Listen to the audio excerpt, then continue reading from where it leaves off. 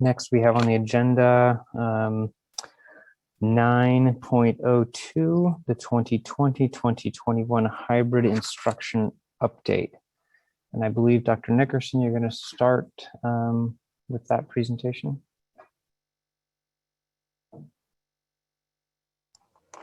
Yes, I will kick things off, and let me bring up some slides to support the presentation and discussion.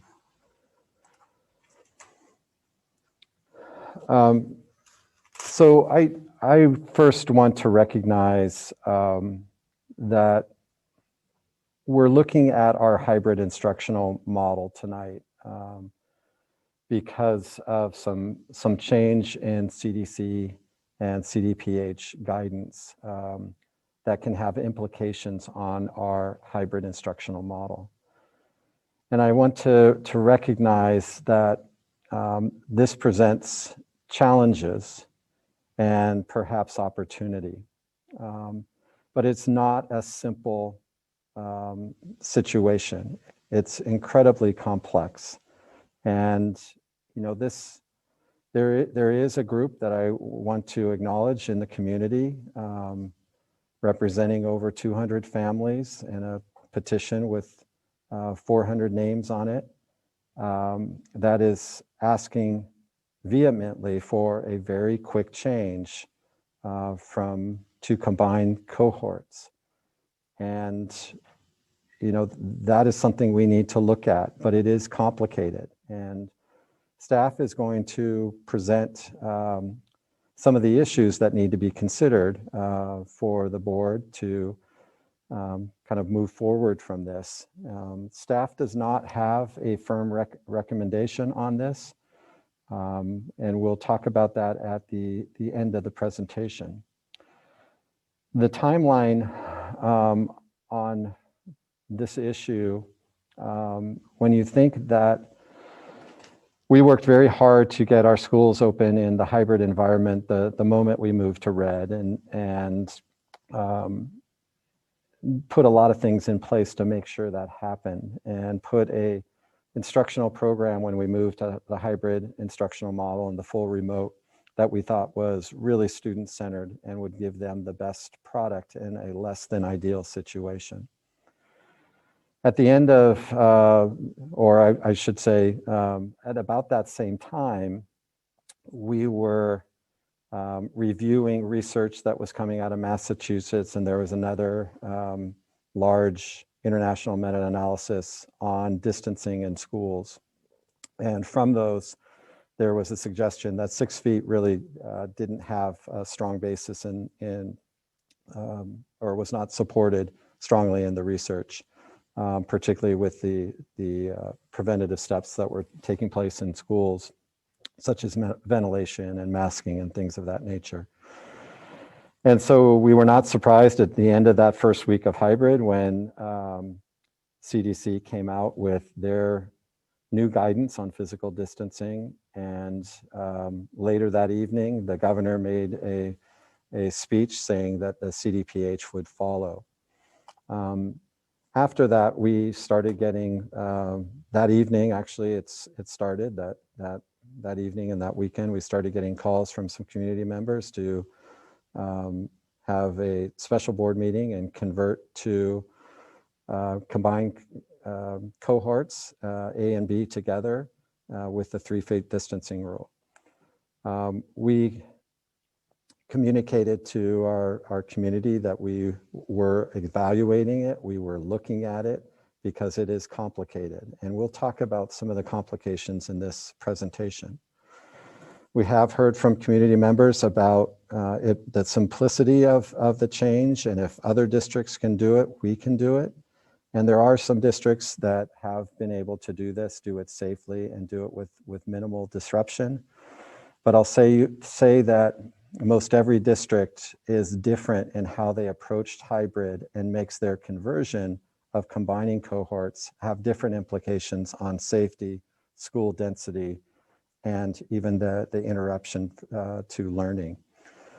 You know, for example, people point to San Ramon, who made a switch at the end of March to go to combined cohorts and bring their in-person learners on campus 4 days a week. And, that was something they put a lot of thought into and was the right decision. But I'll share with you the board and the community that San Ramon Valley High, their schools range between 8% of their students are in person up to 30. And when you have 8% of your students are coming on your campus in person, switching them to 4 days a week is a different challenge. And also in the district, they have their in-person learning is with a set of teachers, and their distance learners are with an entirely different set of teachers. Their teachers are not doing both cohorts at the same time. So it has no impact on the distance learners. Pleasanton is similar with they had about 24% of their students were in person, and when they made the change to combined cohorts, they went down to 20%. And it's a different challenge that they were facing. And again, their cohorts are completely separated. San Mateo Union High School District is looking at possibly combining cohorts from 2 days to 4 days. But they are only doing it, or right now they're saying they're only doing it for district or schools that have less than 30% of their students in person. So again, a different challenge in terms of density on the campus and in the classroom and the implications for the distance learner. Liberty Union is having the same discussion tonight. And they've actually done a survey and surveyed all of their in-person learnings, and they will lose 11%, they project, of their in-person learners if they combine. And so we know that staff is recommending that they not combine, but make 4 days of instruction an option for a select group of students who are struggling academically, or special ed, or 504 English learners. So they want to target it, but their board is having the same discussion tonight. So districts are different, and every district has their own challenges when they're looking at instructional models and they're looking at modifying an instructional model. So the presentation tonight is intended to share with the board some of the considerations that need to be examined when making a decision and giving direction to staff. So I'll start just very quickly to mention that very early in this process, over a year ago, about a year ago, we established some core beliefs and priorities that we were using in developing our models for distance learning and hybrid learning as we had design teams. So I guess it wasn't over a year ago, it was last May and June when we were starting to plan for the 2021 school year. And these were put together with safety at the forefront, high quality education, supporting social emotional, keeping in mind that not all learners are the same, and making sure all had access and equitable opportunity, supporting and intervening with those students who needed support, and recognizing that all of this is a disruption to the community and trying to normalize the best we can. So just a little backing up a little bit. So in this school year, we know that all of our students started in a distance learning format. We did a lot of work over the summer. Our teachers did immense amount of work and heavy lifting, and we did additional professional development days. And we started in a distance learning format anchored in a new learning management system, Canvas, and in Zoom. We started in late September. We started small targeted in-person cohorts. We were allowed to, by the guidance, cohorts that were stable, no more than 16, and those were targeted at our most at-risk students. Some of those cohorts stayed in place throughout our distance learning. A little bit later in October, as conditions got better, we were able to start some small in-person instructional groups and support groups. And those were happening mostly before school, in academy, after school. And they ranged greatly from math intervention to provide extra support to choir class meeting and singing out on the bleachers, to auto shops, having kids come in after school and work on cars. And we had a very robust program developing in that area with hundreds of students coming on each campus each day. It was part of our roadmap to bringing more students on campus in person. And at that time, in October and November, we were evaluating whether to move to a hybrid learning model at that time. At that time, when the parent community was polled, we learned that close to 70% of our parents wanted to wait until January before moving to hybrid. There was a short window in October and early November when we were in red and we could have moved to hybrid. We looked at, and the board discussed this at length, we looked at the benefits of getting the students in campus in a structured hybrid model compared to some of the disruptions, and recognizing the way we were set up and the models we were looking at, it would have created quite a bit of disruption to schedules and learning and things like that. And the board did decide to wait until the second semester, no earlier than January 5th.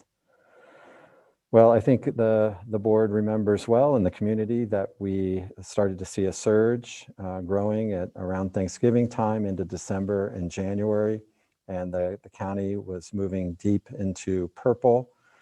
And so many of our learning hubs and in on-campus support groups ceased, and we were not able to open up at the beginning of the semester. And we had revised in December, we revised our learning model, and Aida will discuss that a little bit later in terms of what it took to get to the learning model we have in hybrid. We, as I mentioned earlier, on March 16th, the day we were able to, when we moved to red, we swung to the hybrid model, which is certainly an improvement for a lot of our students from the distance learning, but it is not anything like a full in-person model 5 days a week like we know we need to get back to. Student support, throughout this time, we had wellness programs developing, and we had them happening distance, and then we progressed for more on-campus opportunities and support. We had student activities happening through the fall, where the leadership classes were doing things on campus for our students, and we did pause that in December and January because of the surge, but we had a lot of that happening. Sports started happening formally in our district at the beginning of February when the CDPH guidance allowed. And again, as I mentioned earlier, we had been doing a lot of work with CIF, NCS, so we were teed up and ready to go when that happened. And it was great to see so many of our students out on the sports field.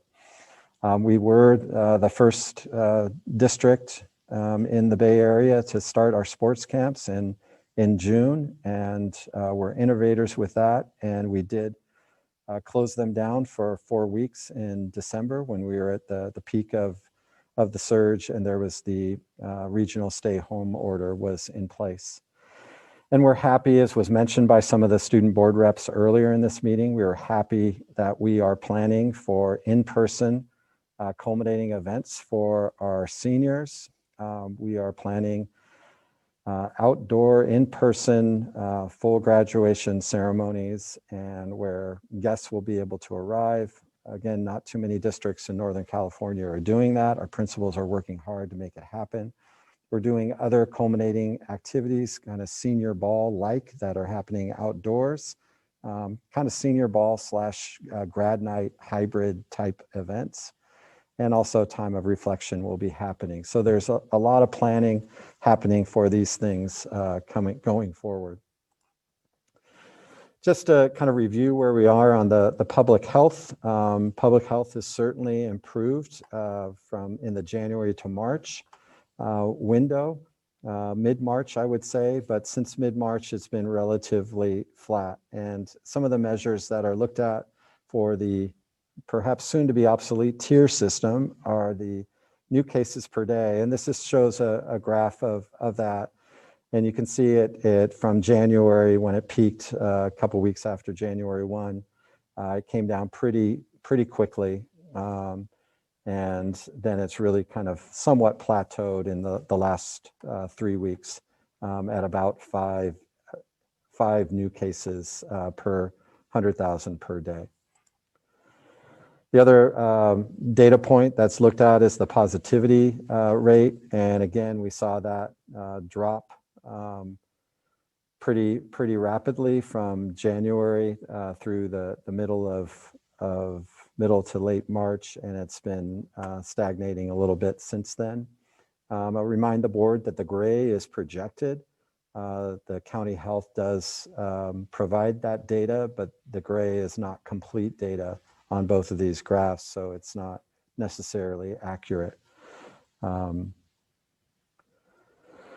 This is probably the great news on public health, and this is one of the big concerns of our public health officials as we entered this pandemic with lots of the unknown. The ICU occupancy rates, and the gray, you can't really tell, or the green or gray or whatever color that shows up to be towards the bottom, and that line that separates it, that represents the share of the ICU units in the Contra Costa hospitals that were made up by COVID patients.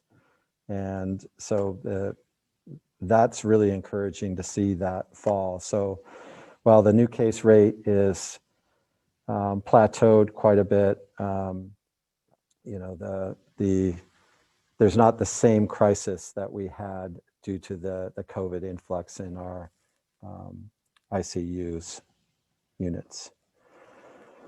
So we are orange, in the orange tier, and we moved to the orange tier about a week ago. And these tiers, remember, are declared on typically Tuesdays by the CDPH.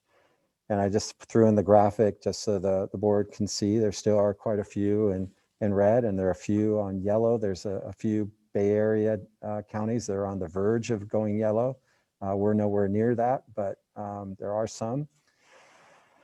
I think it's important to recognize that we are orange tier not because the public health conditions have gotten better since we moved to red, but the governor established, or CDPH established, a vaccine equity metric a few months ago.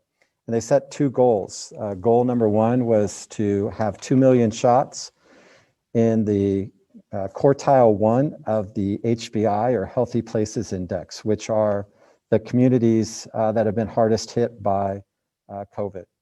And goal number 1 was to go to 2 million. And when we reached goal number 1 as a state, and there are a few of those communities are in our county, or a few areas are in our county, but disproportionate to, there are more in other regions of the state. But when we reached that is actually what catapulted us from purple to red. We had not made the thresholds, but when we reached goal 1 as a state, the threshold to become red moved from 7 to 10. While we were not at 7 yet, we were well below 10 for several weeks, and that moved us to red on March 16th. Goal 2 was set at 4 million doses in that same quartile 1 of HBI.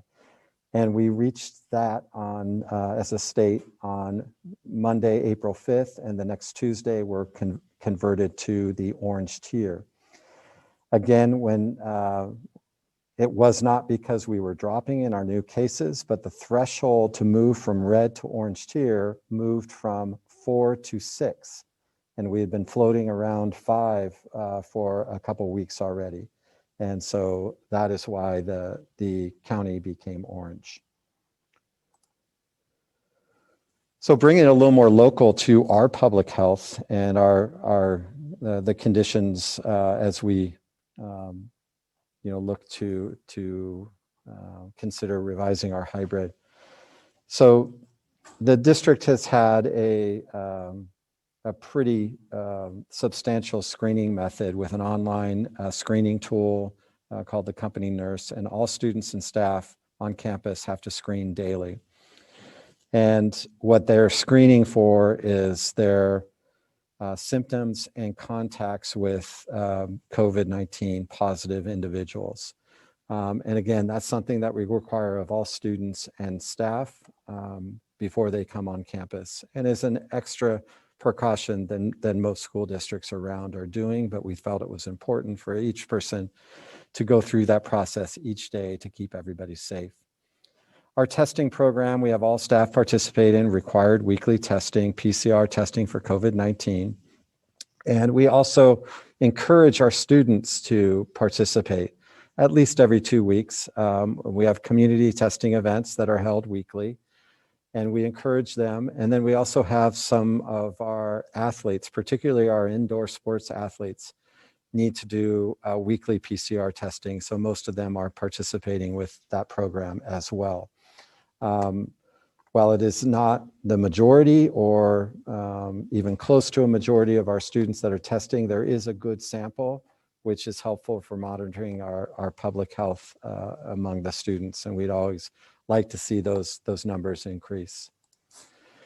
We've been posting our dashboard publicly for about the last month. And this is the dashboard that was posted on Monday.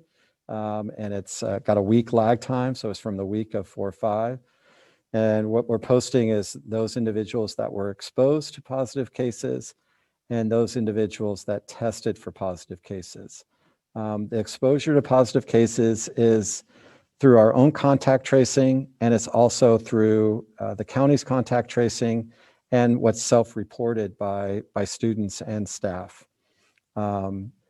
Then also on the positive cases, we have our own testing of all staff and some of the students, and then the county public health will notify us if a student tests positive. So we should be getting that data from outside.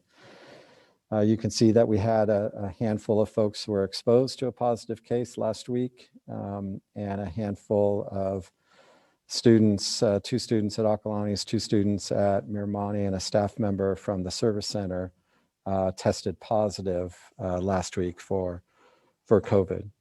So COVID is present, but I think we all know that the data in Orinda, Moraga, Lafayette, and Walnut Creek, the case count is lower than county-wide averages, but it is not gone. It is definitely here, and we look forward to the day where more and more of our students are vaccinated. Our staff are those that are choosing to vaccinate, which is the vast, vast majority, have been vaccinated. And our students, I know they are starting to get vaccinated now. There are questions, and we will communicate this out in formal communications to our parents in more detail, but there's questions about, are vaccines required for students, particularly next year? At this point, they are not, and I don't anticipate they will be for next school year. It's quite feasible they will be for subsequent years, just like some of the other vaccinations that are required. But we will encourage it strongly for our students who are eligible, 16 and older, unless there's a decision with a medical, with a healthcare provider of the student or of the families that discourages it or thinks it's not wise. This is a longitudinal graph we do in our dashboard, and it shows kind of over time where we were. The dotted red line is when we started our hybrid, and this does not differentiate between staff and students. I will say there's quite a blip of 23 that happened the week of spring break, fortunately, but it was, most of those exposures took place off of campus and almost entirely students based on one positive case of students. So those 23 students were put on quarantine And there was at least one other positive of those exposed to the initial positive. So that was concerning. This dashboard is explained in greater detail in terms of what the light blue, dark blue, light red, and dark red. We've gone over that in more detail with the board at a previous meeting, but for the public watching. This is encouraging in terms of our positivity rate. Again, with our staff, that's very telling in that we are testing everybody weekly in a required basis. Our students, we have approaching 4,500 test results, and we have a 0 student positivity rate. That's not to say that we do not have students that have tested positive. You saw on the previous slide that there are, but those are through not through our testing program. So moving on to what has changed. So the CDC and CDPH on the, I think the March 19th and March 20th came out with new guidance on physical distancing. And first, Centers for Disease Control came out with their guidance, and they do not have authority in California. They are an advisory body that has significant weight. They have a lot of resources to tap into research. And I mentioned earlier, there was the research coming out of Massachusetts and another large meta-analysis study of many other countries when they were looking at the distancing and finding 6 feet was not the magic number. They were finding that 3 feet, if there were particular conditions, seemed to be an appropriate, safe distance for students. Not for an adults, but for students. And so middle and high schools, they found that it was not quite as easy. Part of that has to do with the adolescents and their ability to hold and spread the disease. And so they made the additional requirement of low, moderate, or substantial community transmission. 3 feet is okay. We are just barely into the substantial community transition, but we are. Also very clear that, and if there's high community transmission, so where we were in early February or January, they would recommend 6 feet apart if cohorting is not possible. And so the 6 feet between adults is further explained. And so that is the CDC guidance. So that came out on the 19th. There is an announcement of CDPH guidance, the California Department of Public Health, which does have authority over our schools. It came out on what was announced on the evening of the 19th, came out on the 20th. And they provide a little less detail, but they do say that 3 feet between chairs, which is interesting because the 6 feet is was clarified to be between nose to nose. And between chairs, you're adding almost an extra foot of buffer. But say it's 3 feet nose to nose, because that's what the other was eventually interpreted as. But there are some caveats. It's not as simple as you can go from 6 feet to 3 feet automatically. This is for classroom space.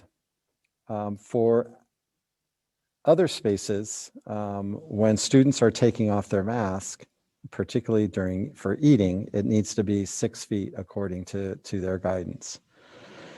The other issue is this recommendation is partially contingent on cohorting. And we don't have great cohorting, in a high school with a comprehensive schedule, the way we said it. We don't have great cohorting. The groups our students with are right now in a cohort, depending on how much overlap in the classes there are, can be anywhere from 40 or 50 to 75 if they're taking 7 periods and there's not a lot of overlap of students.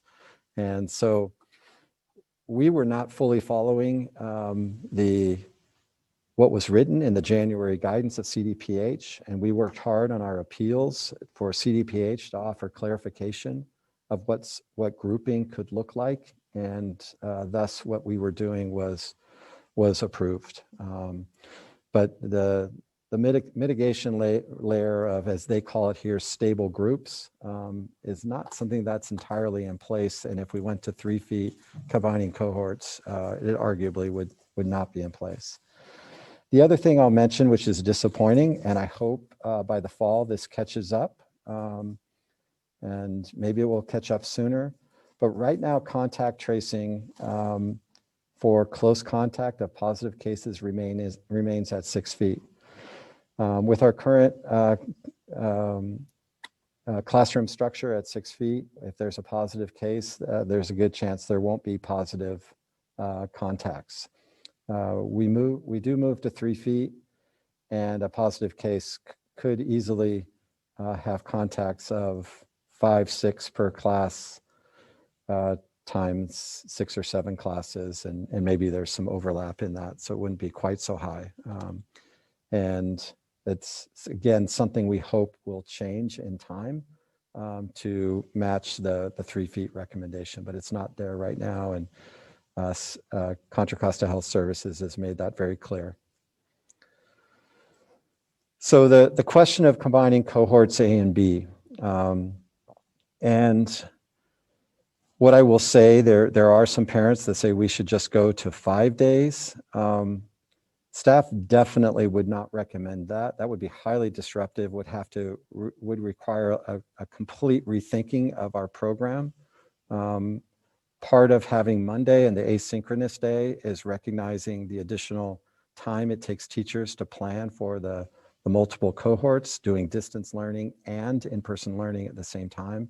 So I don't think Monday is something that we would be able to look at. But if we were to combine cohorts A and B, that's the question, which would be four days of in-person for the in-person learners, and the remote learners would be listening and watching from home. Working with Board President Severson last week, we talked about not doing a comprehensive survey, but giving parents and teachers and students an opportunity to offer some thoughts, some input, in an effort to broaden the perspective of staff, as well as broaden the perspective of the board in terms of people's experiences and their thoughts. This is not something that would drive a decision. It would just inform a position or a perspective of a board member by hearing from parents. So we launched these on Thursday to the 3 stakeholder groups. We had 3 different surveys with the same questions, but just kept them separate to manage the groups. And that input was, again, launched on Thursday, and it closed, as it was announced last night, at 11 p.m. The reason it was closed was not to stymie input. It was closed so that the board would have time to read the input. And we did not know at the time whether there would be a handful of participants offering their thoughts or whether it would be thousands. Well, it ended up that there was some participation. It wasn't overly high, but I think the board got a broad perspective. I know there was kind of campaigning on social media for people to participate, which was fine, but I think there's a good sampling of what people are thinking.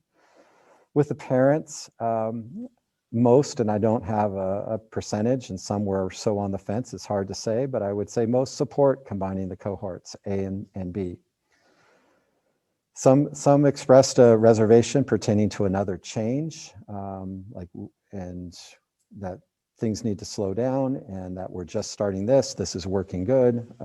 Others expressed some concern about safety conditions, and some expressed concerns about those distance learners and what they would experience if cohorts A and B combined.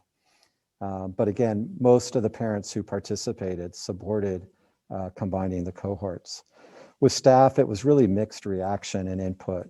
There are some staff members who would like to see students 4 days a week and believe there'll be benefits for the students, and some of them saw it would be easier for their presentation of material And I think that really depends on the subject and the method that they've used. And Ms. Glimmy will talk about that as well. Others had concerns regarding the instructional program, what that would do, what it would do to distance learning, and some had concerns about safety. The students, the majority support combining cohorts, but there were, and it was just 11, but there were several that had concerns, and I think that was a pretty good representative sample. One distance learner expressed that they would want to move to in-person learning if there was a change. And unfortunately, depending on the school, that would possibly not be an option, which we'll talk about in a bit. So with that, I will turn it over to Ms. Glimmy to talk a little bit about the structure and what this would mean if we were to combine. So John, if you can, oh, right. So let me review a little bit of components of our hybrid instructional model, because what I'll cover in the few slides is who are the students that are enrolled in each of the model, what have been the trends as we've moved to the hybrid, and then what are the possible effects that we may be seeing as we combine the in-person cohorts. So just a reminder, and as Dr. Nickerson mentioned at the start of the presentation, we do have a very distinct model here at Acalanes when it comes to the hybrid model. We are one of the few districts, and we are one of the only districts around here that have the two distinct models that are constantly interacting, and that is the in-person cohort where our students attend in person classes, and they attend the in-person academy intervention, and they come in for the and extracurricular activities. And then we have the full remote cohort where students remain fully remote.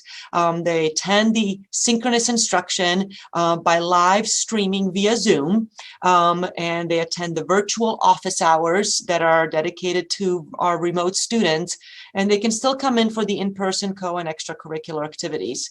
And then we have synchronous and asynchronous instruction for both of those cohorts provided throughout the week. The aspect of where they interact, which is very unique to Acalanes and is seen in some of the private schools like Rondelet or De La Salle, is the live streaming model that allowed the students to keep all of their classes and teachers and prevented those mid-year changes. And I have to say that was when we first started our hybrid model proposal way back in July and August, we didn't have that component as part of that.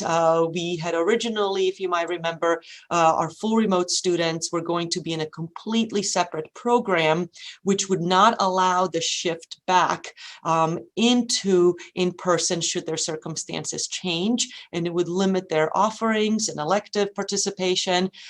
So when we were going through a restructure and changes and revisions in our hybrid model in the fall, our teachers on that design committee really came forward and said what's best for our students is a minimal disruption to their schedules. They did not want to see them losing their teachers, losing their elective, or changing all of their programming midway through the year. And that's why they were willing to really come to the table and go through this challenge of having all of these cohorts together. And I'll get into a little bit more of that, what that means. So on the next slide,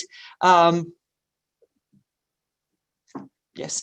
I wanted to talk a little bit of how the enrollment went. And what we did was we presented the two different models, the full remote and the in-person, to our families in the fall, and held some parent nights to explain and make sure that everybody understood what happened and how the instruction would occur. And our families selected their cohorts actually back in December, and we announced those cohorts in January.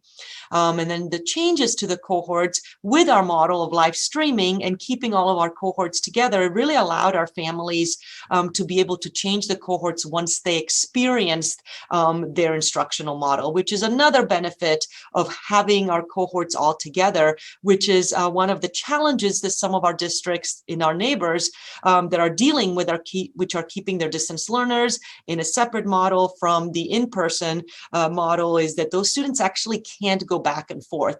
You can go to the distance learning, but you can never go back into in-person because they're completely separate. Our students for the last 3 weeks of our in-person instruction in our hybrid have been actually able to change depending how things are going. And then you'll notice that there have been actually quite a few changes. So in the next set of slides, I'll go through what that enrollment looks like.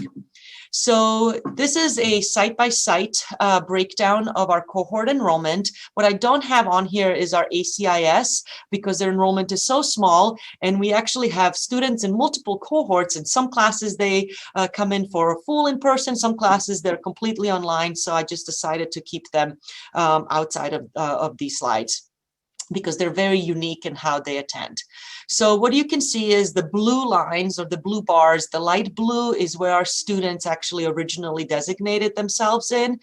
So back in January data, and then where they are right now, or that drop is so for the in-person instruction. So the blue lines or blue bars demonstrate the in-person percentages, and the pink or salmon color represents our full remoters. So if, for example, at Acalanes High School, if we look at, they actually started with 76% of their students in January declaring that they are in person, and over time 6% of the students actually over the last 3 weeks have shifted into the full remote model. And it could have not just only been over the last 6 weeks, but it could have been since January. I haven't tracked exact time. And then at Las Lomas, for example, they started with 52%. They had, now down to 49% of in-person. And just with them, they had close to 400 students change models, but that's the net loss was of 3% of the students. So district-wide, we have a net loss of 4% of our students changing cohorts over the last few weeks. So if we can go to the next slide. I broke down the slide, the cohorts by grade level. So this is now district-wide data. It is pretty similar across the school sites when it comes to the distribution of students, but there are some slight variations, and we have seen some minor shifts here and there as we have heard from our students that they have tried the in-person model as what they have said to their parents. They wanted to try it, and now they have shifted because the distance learning model has worked for them. But our 9th graders, we have seen a pretty significant actually increase over the last 3 weeks of our 9th graders coming back from full remote to in-person, and you see those numbers. So it's really for our younger classes, they're coming back, and the sort of our juniors and seniors are opting to you see the breakdown. So if we can go back to the next slide. And then what we've been really monitoring all throughout this time, and I just pulled this data as of, I wanted to have fresh data, so this is from yesterday, is how are our students doing and what is their performance and how are they actually achieving in both of the models? And is there a discrepancy in how students are doing when they're in full remote instruction or if they're in person? And part of this was pulled and examined the data for this presentation, and part of it is as we were planning for the 21-22 school year.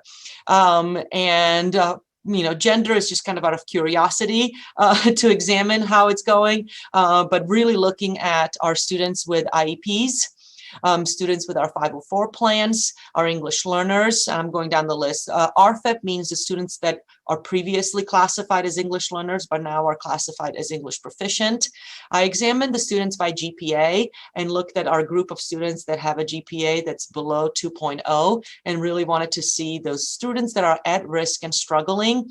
How are they doing and where are they falling into place? Are they staying at home or are they all returning back, and how would they be affected with possible changes?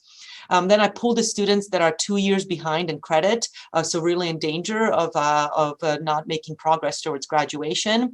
And then those last two sets of columns are students that we've been really monitoring, are students that are receiving these or F grades. So the column with the 1 or more DNF is individual students that have 1 or more DNF grades, or students that receive multiple DNF grades. So really our most high-risk students. And really what we are noticed outside of the students that have been reclassified, the RFEP students, is that there isn't a major trend that we have students that are performing really high that are coming in person, or that are performing much higher if they're in full remote. We didn't really notice trends in achievement discrepancy in one model or the other, or that the students are selecting one model or the other based on their achievement, or that they're achieving differently. And as we're examining grades based on, we've only been in hybrid for 3 weeks, so that's really early to say, but on our next progress report, we can actually also see how is the assessment data coming in, what's going on with that. But based on this of who's selecting and how are the students doing, we just are not seeing that there's a trend in what's going on, or a major discrepancy between where are the students, which model they're selecting based on their achievement or at risk or high achieving and so on. So next slide. So I wanted to kind of delve into a few aspects or areas of our instructional models that could be potentially affected by the shift in the guidance if we combine the in-person cohorts. And I really want to focus on, and John mentioned it earlier, and I also want to reiterate that we are combining the in-person cohorts. The cohort C, or the full remote cohort, still stays as a full remote cohort.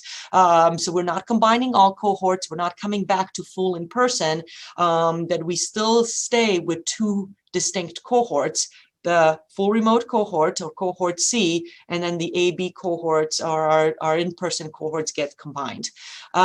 So which does play a role in how we discuss this. So the areas that I wanted to touch base on is curricular delivery and instructional practices will get affected. How we support our students, or how students feel, their social emotional well-being, may get affected. Faculty support and preparation. And then John will touch base on facility and some safety protocols. So the next slide. With regards to curricular delivery, instructional practice, I want to start, before I delve into maybe down the weeds of the instruction and how the hybrid instruction is working in our classroom, is to really make a statement that I've been, we are all losing sleep over this, and we are all grappling with this day and night ever since continuously, what is the best thing to do? And every time we make any kind of a shift in any instructional practice throughout this year, or navigate a potential change, we are looking at every aspect of it, but we are guided, and we understand that in-person instruction, we believe in-person instruction is the most effective way of teaching and learning. So that is our core belief, when we have sold that in-person model as our default model, and in-person model as the model that we wanted all of our students back and that could come back. And we actually believe, because we've been promoting that as the best model of teaching, is why our district has the highest number and percent of students coming back in person, and much, much higher than any numbers that you're hearing, or percentages of any other high school district that you're hearing around. I mean, when you're listening to numbers of other districts of 8% students coming back, or 20% of students coming back, and you look at the previous slides, and our district is around 64, and some of our high schools are at 75, that is a huge and dramatic difference of how many of our students have come back to in-person instruction in comparison to other public districts. I also want to say that balancing 3 cohorts, going back to my earlier point, balancing the 2 in-person cohorts, or A and B, on 2 separate days, and a cohort C that is coming in virtually, is a huge challenge for our teachers. There is a reason why most districts, or none around us, are doing it, because I will just say it, they probably couldn't get their teachers to agree. Our teachers recognized that removing our students from their current schedules, moving all of their classes around, changing their teachers midway through the year, possibly disrupting their transcripts in their high school was a huge and major disruption. And what they didn't want to separate those students, and instead made a decision and said, we're going to do what's best for our students. And that is live stream in, provide an instruction for all of our students by our teachers all together. And that's why we came to this model of live streaming in, which has its faults, that's for sure. However, we believe was the most student-centered, but highly challenging and difficult for our staff. When it comes to live streaming and balancing the cohorts, teachers utilize two main teaching strategies as we move forward. We have named them at Acalanes, and the names just sort of came out, is that we have that you can teach one lesson, two audiences, meaning that as a teacher, if I'm a math teacher and I, excuse me, I'm just gonna, I apologize. One lesson, two audiences means that it's, for example, if I'm teaching calculus, that I literally bring all of my cohorts together, my cohort that's in front of me. So let's say it's cohort A, my cohort that's at home, my cohort B, but will be in person tomorrow, and my live streaming cohort that's fully remote, cohort C, and I march through the same lesson every day, and we're all in it together. And something like that in a calculus BC class could work really well, because those students, because it's a curriculum that I can march through, it needs to be very sequential. It's very hard for you to go home and do something before learning this piece of it. So it needs to be covered in a certain order. There's a significant number of our teachers that are teaching what we have named the name has come out, a flip-flop model, which is we have discovered a highly engaging, and as Ms. Tewksbury actually named it, as she teaches in the flip-flop model, is that we have discovered is the model that engages our students that are at home, be it the in-person cohort that happens to be at home or our cohort of full remoters. It's really hard to engage if you're just watching or observing the students that are going through their in-person lesson. And it's really hard to engage students in person and those that are watching you. By flip-flopping is, I can do a lab if I'm a science teacher. I can truly engage those students in front of me, and I can give a separate activity or engagement to those that are at home. And then the next day I can flip-flop them, and I can use my cohort C and those that are in front of me. And then the cohort C is only observing for one of those days, right, out of the two, and they're fully engaged on the other day. So it's called a flip-flop model. When we combine, I go through a little bit of a longer explanation, because combining the in-person cohorts eliminates the flip-flop or the flipping strategy. Because I can no longer send away my one in-person cohort. I now have to march through instruction because I have all of my students in front of me that are in person. And it changes the full remote instruction completely. It makes the full remote students now our official observers of the in-person classroom. Now, can our teachers interact with those students that are Zooming in? Yes. It would be much more challenging because they have way more students in front of them. And the default is that those are the students that take your attention, right? It makes the technology more challenging because we've been one of our biggest struggles is audio, and now you have a fuller room of students. And we now know that we can't just send them away with a whole separate lesson. because we're marching through the lessons with those that are in front of us. So our only option is the model that we know is less engaging, really effectively, completely changing the experience of our cohort C. So while the combining of our in-person cohorts could really benefit our in-person students, we believe that it could be really detrimental to our students that are in full remote.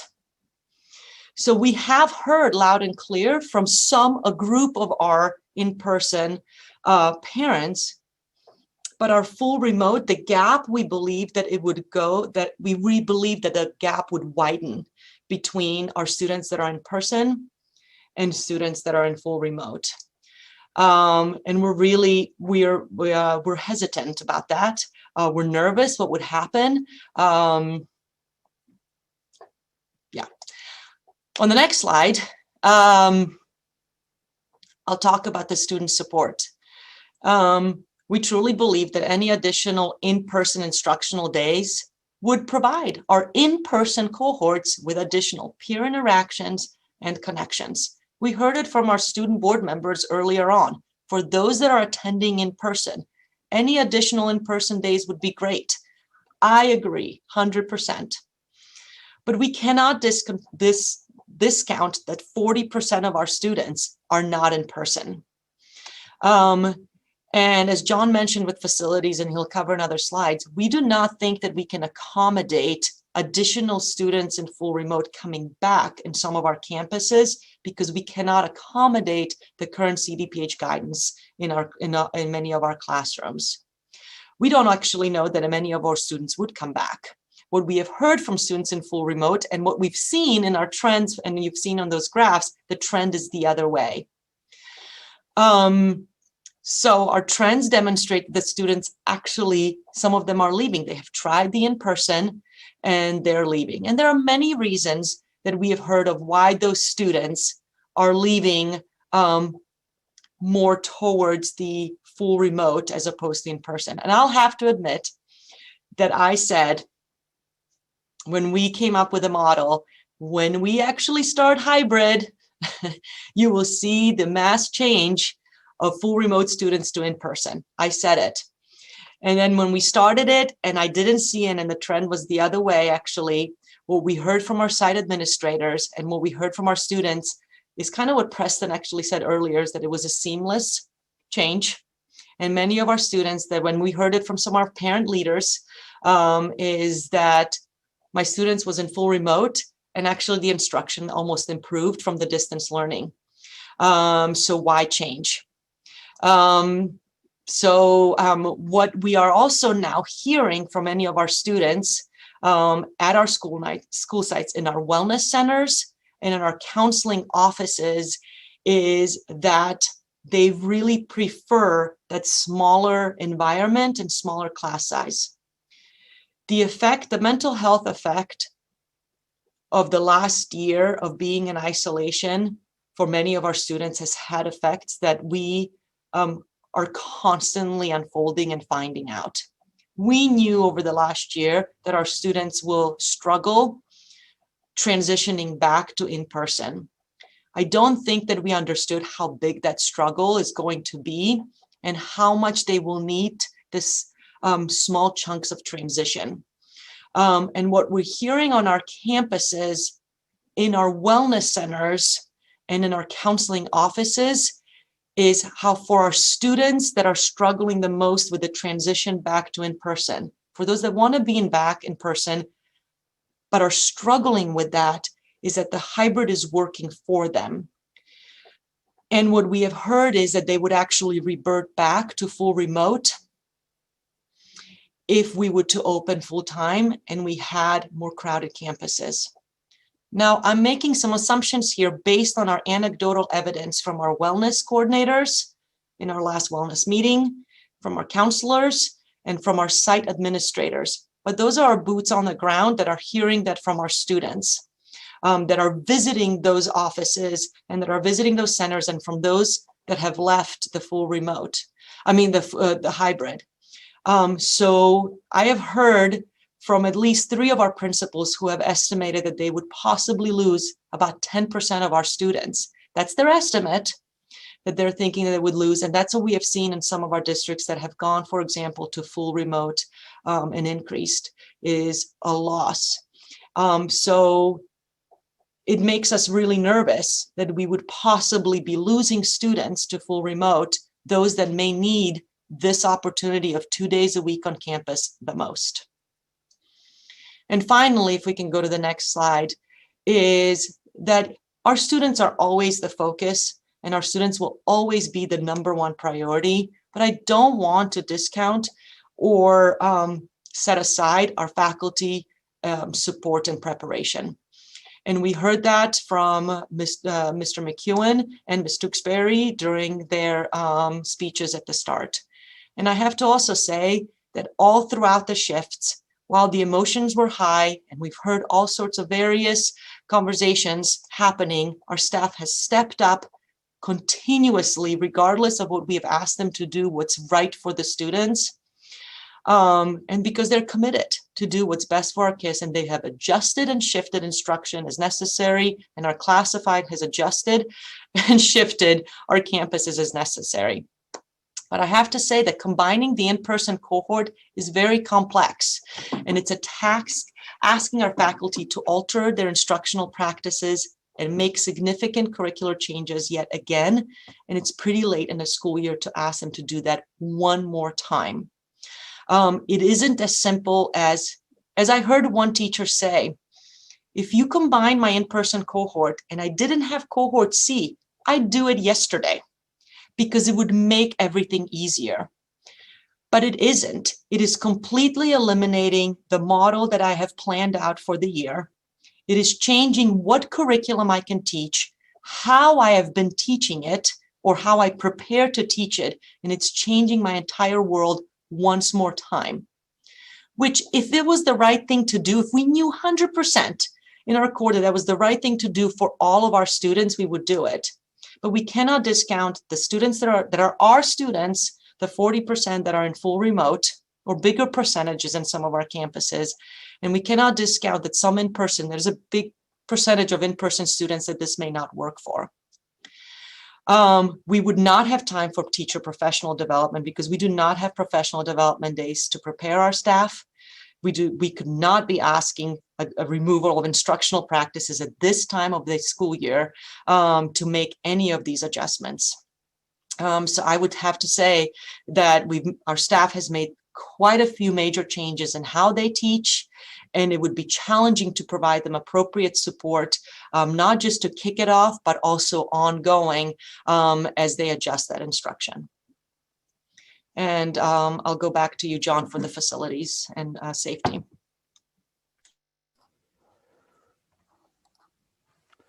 So one of the things that we've been looking at is if we are to combine cohorts A and B for four days of in-person instruction, what are the implications and challenges within our facilities?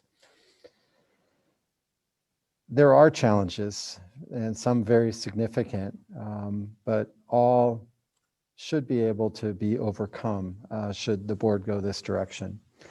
We've had ventilation challenges since the beginning, and some of them when students first came on campus were concerning. We were able to resolve them. We have several hundred units that are keeping the air flowing in our classroom, and that is a critical piece for all the guidance coming from CDC and CDPH. And there have been spots on all of our campuses where the ventilation units, HVAC units were not working and had to be resolved very quickly. So this is a concern. If you were to increase density and you were to load classrooms up with, in some cases, 25, 26 students, but it's one that we've been able to resolve pretty quickly.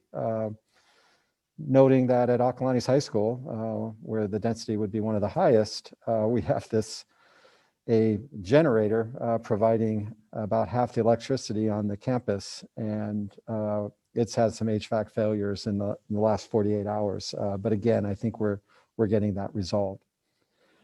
Classroom setup for combined cohorts would have to change. It's a lot of work, but it's certainly something that can be done.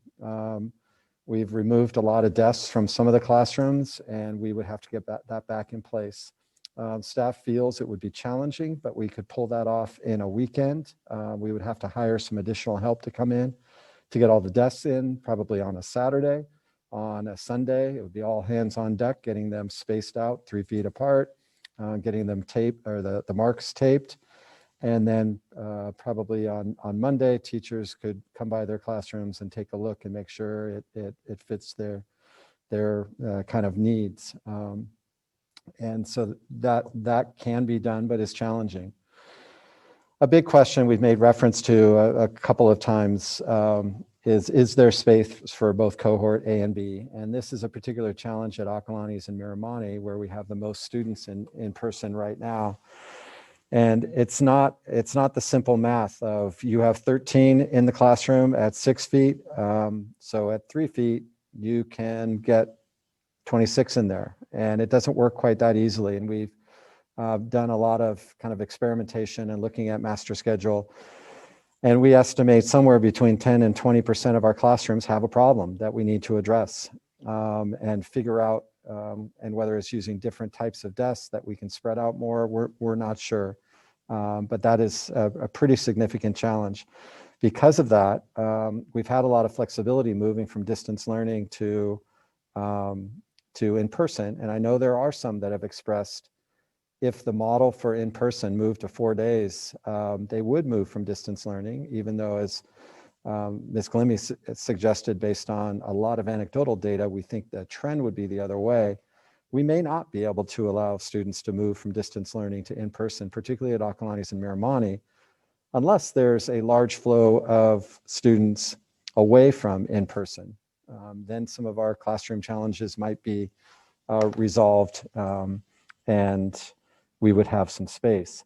So that would be something that would have to be examined. I will say that later this evening, there's a presentation with staff's recommendation for 5-day-a-week full instructional minutes, schedule very much like we had. And we would build a master schedule for 3 feet, recognizing that the 3 feet minimum might go away in guidance, but we would build a master schedule and use some of the one-time funding from the state to fund additional staff to make that work. But we don't have that master schedule right now. And short of disrupting student schedule and adding teachers in the middle of the year, which is virtually impossible, we would have to resolve this through creative ways. Space, logistics, and furniture for outdoor activities. Again, that's something that can be resolved. When you're going from close to 500 students on some of our campuses to close to 1,000 and trying to keep them separate and giving them opportunity. The guidance is very clear that when students have their mask off when they're eating, we need to keep them 6 feet apart. We would need to quickly get some additional furniture or spacing or open up different parts of the campuses to get our students to separate. Fortunately, the weather is getting better and better in the next few weeks, and so that would probably be easier. But the logistics of handling the crowds is a concern. And to that point, the supervision for outdoor activities, particularly lunch, brunch, passing period, again, going from 500 in our sites, our students are being really great with their masking. They're not being great on their distancing, and particularly when they're outdoors. And that's a challenge for our site administrators and the campus supervisors to keep the students separate, particularly when their mask is off and they're eating. And so we would have to examine our supervision to make sure that our school sites stay as safe as possible, and with the distancing recommendations for safety. And it's been mentioned earlier, Ms. Glimmy mentioned it when she was giving her executive cabinet report. We have a lot of AP testing coming up. Those are putting a large challenge on our facilities now. And if we're bringing in twice the number of students, that will be a challenge, but again, a challenge that we can address and overcome. So staff are is looking for governing board direction. And so I'm sure, I know there are some public comments, and I know the board will have some additional questions. But just to summarize a few things, it is our interest to return as many students as possible to in-person learning to the greatest extent possible as soon as practicable. That is something we would like to do. The question is, how many can we bring on campus and how quickly? We know that there are going to be benefits and detriments to student learning and support services for different groups of students, and that would be some benefits to in-person learners, some detriments to in-person learners, some detriments to distance, and there might be benefits to distance. It's a complicated kind of equation to look at. We know that teachers would have to change their instructional models for in-person and fully remote students. Our teachers, we know, will step up and get that done, but it is something to recognize. The next bullet, the disruption to systems and progression to 21-22 full in-person learning. This is not a full impediment to combining the cohorts, but I think it needs to be recognized that the staff in a district is working hard at this time of year to prepare for the following year. And that's the normal preparation. That's the budget development, the staffing, the hiring, the planning, you know, whether it's summer school, which you'll hear about in the next agenda item. There's so many things happening.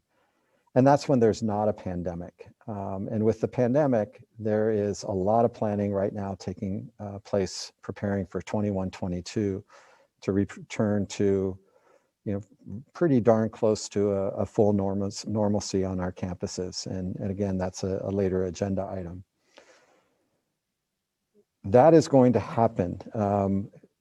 If we're combining cohorts right now, there is a disruption to that. And I'm not saying it's not going to happen. It will happen if the board approves the plan and the subsequent agenda item. But combining cohorts, there are a lot of things that need to happen. Bringing all the in-person end of year activities with the seniors, culminating activities, there's a lot of things that need to happen. Running all these sports at this time, there's a lot of things that need to happen.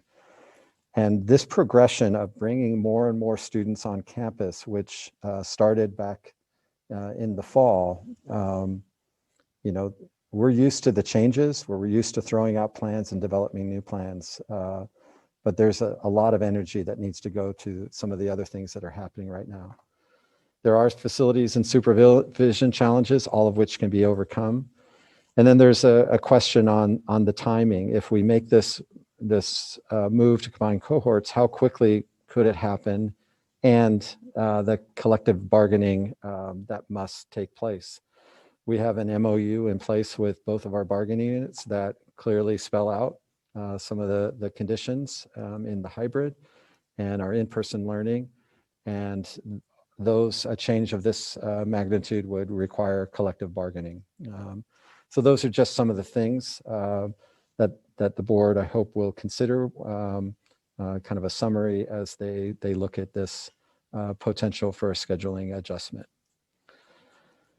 And with that, we would like to turn it over to the board for questions, discussion, and direction. And I do know that there are some public comments requested on this issue.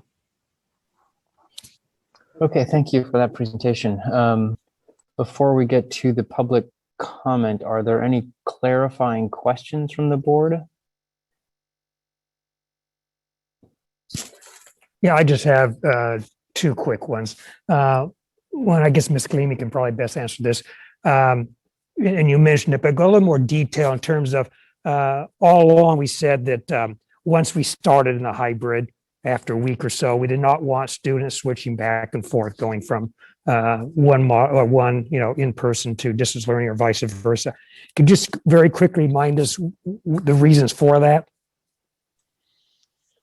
Well, we originally felt that there would be a different modeling of assessments and different assignments possibly given. And there are some classes that are actually giving different assessments depending on the model, or different projects depending on the model. It's not as big. So we have actually allowed changes. That's why we have moved on based on just first week of changes in cohorts to 3 weeks of cohorts. However, now our teachers are saying we can't continue changing because we need to take accurate attendance for contact tracing. We need to know who the students are in front of us. And we can't continue saying like who's zooming in, who's not zooming in. And for lesson planning, we need to know how many students are in what breakout rooms, how many students are in groups in front of us without continuously figuring out, is Preston in my breakout room or is Preston in my live room? So for the challenges of contact tracing, attendance, accountability, assignments, and curricular planning, we needed to say, okay, it's time to actually designate why. Now, should there be like a significant change in circumstances at home and somebody needs to go to a full remote because of a medical situation or a COVID situation or full quarantine, we would allow them to do that, right? But we have stopped the, I gotta change my mind, back and forth. We have said if students are in full remote and now feel more comfortable and they can come in for a day because they were really uncomfortable or anxious of coming back, and they can come back for a day. Now they're coming back for 2 days, that we have allowed there if there's space, which we have accommodated all of our students that have wanted to come back now. And we have worked with our teachers to make sure that that's done. Does that answer the question? Yeah, that does. Thank you. And the second question is a minor question, but we have 6 weeks left, and of course, the last week is final exams. And last semester, we of course did not have the traditional final exam schedule. As of right now, what is the plan for final exams, and would changing the cohorts have any impact on that? I know that I'm kind of thinking that the final exam week may be just kind of irrelevant. Final exam weeks is just finals still. We still have a final exam week, but we can't we still have cohorts, right? So we can't do a regular final exam week schedule, like our traditional schedule, because we still have a cohort at home and we still have cohort A, B that we can't bring all together in one classroom. Well, we're still following this model, right? So we have said that we would do a Tuesday through Friday schedule, but Friday is off. So it would be moved, right? So Monday, Friday are switched. But there's a designated time. Monday are these tests, Tuesday are these tests by department, and will be very clear to the students, much more clear so than in December. We just can't implement the regular schedule because when would the cohort C take final? And should we not combine the cohorts, they wouldn't all be able to come on campus at the same time. I guess what I'm going to try to ask is very simply. But they are taking the final exams during that week. It's just if we combine the cohorts, will that have any impact in terms of? We could possibly go to the final exam schedule week. Okay, but there'd be no more instructional timing like that during that last week. No, it's not. Yeah, it's not like an instructional week. No. Okay. Sorry. Yeah.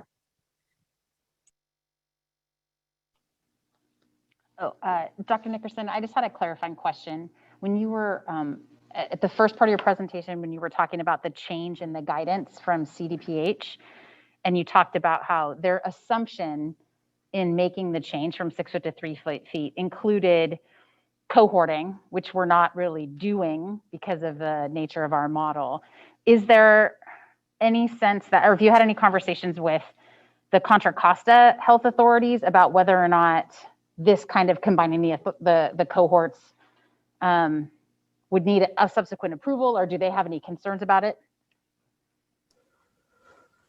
So I don't have any very recent update from Contra Costa Health Services on that. And it's actually in the CDPH guidance, it's called small grouping rather than cohorting. They see cohorting as something very different.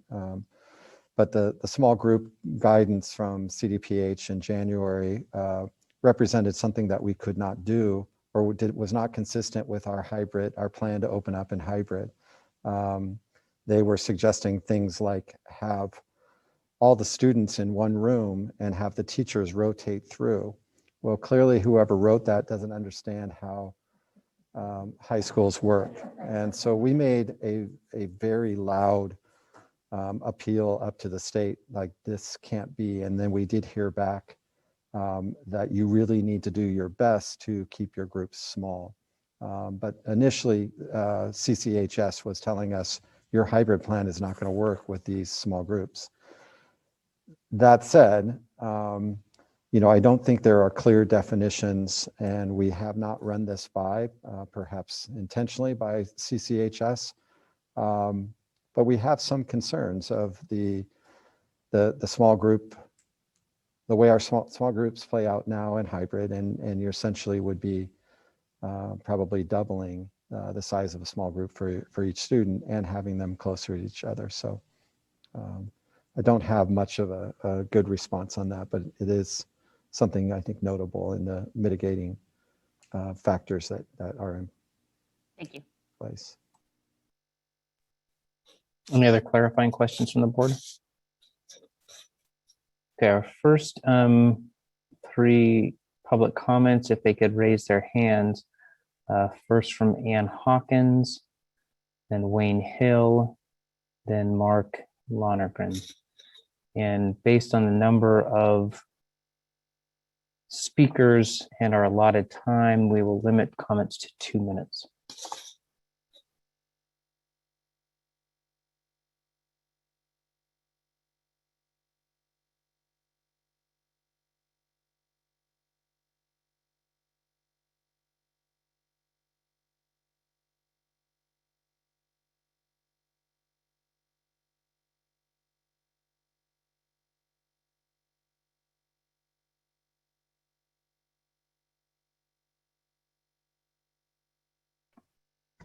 Hello. Thank you for your time. I want to bring up a couple of things, and I know John touched on these, but these are Northern California school districts that have moved to 4 or 5 day a week classes. San Ramon Valley, Tamalpais, Mountain View, Los Altos, Palo Alto, Saratoga, Los Gatos, Liberty, Novato, Manteca, Pleasanton, El Dorado, San Mateo, Kern, Elk Grove, which is the largest high school district in Northern California, Merced, Placer, and Rockland. Those have all moved to the 4 or 5 day model. My concern is that equal education is an imperative, and the way kids are not being in school 4 days a week is restrictive to that. We need kids to be in the school full time so they have that access to education that they're supposed to be getting. Of course, it's going to be hard work to switch. As we try and teach our kids, anything worth a damn in life requires hard work. It's not going to be easy. No one said it's going to be easy, but it's been done by quite a few other school districts. So I think it's worth a shot. Both the CDPH and CDC recommend increasing capacity. Why not us? It's worked at other places. And the biggest issue I have is by moving to 4 days a week now, it will prepare us for the August school session. So there are no issues. The worst thing that could happen is we don't go back to 4 days or 5 days until August, and then we go back in August and we don't have the issues ironed out and the kinks fixed. We need to get that done now when there isn't time pressure. If we wait until August and we have problems, then we're going to miss out on another month or week of school, and the kids can't afford that. They've missed enough in-person school. So I think it's imperative that we get the kids back in now so you guys have an opportunity as educators and administrators to figure out, is this gonna work? What do we need to do differently? And we can learn and take that into August and hit the ground running so the kids have a full school year in 2021, 2022. Thank you. Mr. Hill.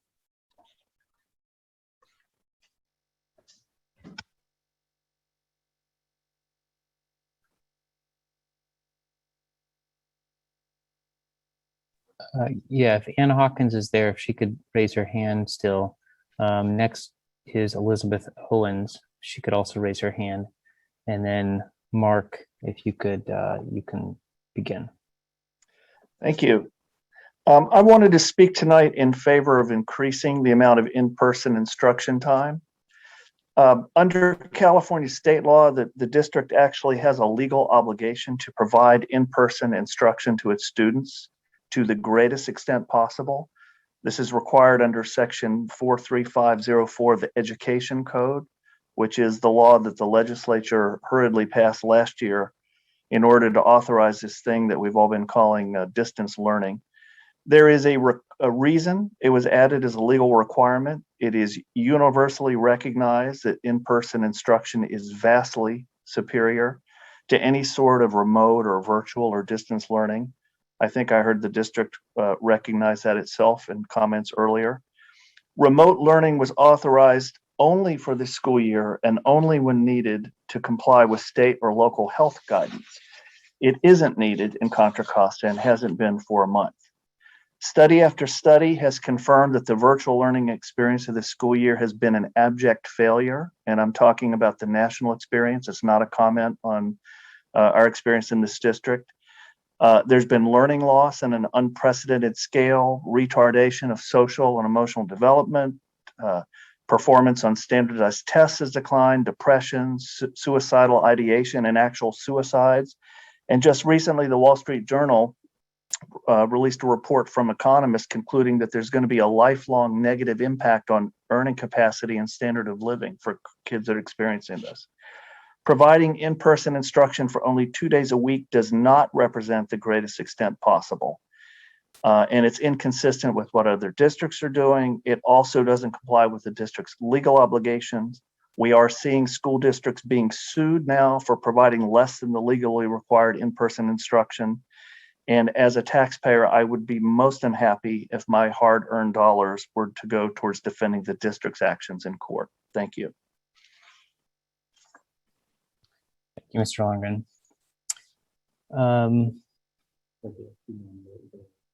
So the next one to speak following Ms. Hawkins and Ms. Owens will be Warren Helflinger, if he can raise his hand, and then Anne. Go ahead, please. Okay, should I start? I truly appreciate the work that the AUHSD staff and teachers have done to support students during the pandemic. However, the experience of being away from school for a full year was terrible for most students, educationally, socially, and emotionally. The board and the district are now in a position to have an immediate positive impact on most students by fully returning, or at least 4 days a week, to in-person instruction. The CDC guidelines we've just been discussing all evening assume that no one's been vaccinated. But as far as I know, all the teachers have been vaccinated. My son is 10 days past vaccination. Many of the juniors and seniors are already vaccinated. 3 feet is adequately safe. And the CDC has also said that being in school is far preferable to remote learning. It seems that combining cohorts A and B could actually be easier for teachers. They'd have 2 cohorts instead of 3 cohorts. I know that there are only 6 weeks left until finals, but you could double the amount of engaging effective instruction and social opportunities if you let cohort A and B kids attend together. I know that the instruction would be somewhat different for cohort C kids, but according to the graph, that's 30% of the kids, not 40% of the kids that Ms. Glimming referred to. That's a minority of the children. The majority of the children would benefit from being back 4 days a week. I'm a clinical professor of child and adolescent psychiatry at UCSF, and I know firsthand the heavy toll that the pandemic restrictions, not COVID itself, has taken on not only my children, but the teens in the Bay Area. My colleagues in epidemiology and infectious disease at UCSF have said point blank, it was a mistake to close the schools. That's a quote. Since I put my faith in a Miramonte education, but that faith was seriously challenged when grades were rescinded and then schools did not open in October. Staying in the hybrid mode now would further deteriorate my faith in the school district, which and the quality of our schools depends on partnership with the local community. Thank you, Ms. Owens. Thank you. Anne Hawkins, please. And next to raise their hand is Dan Appel.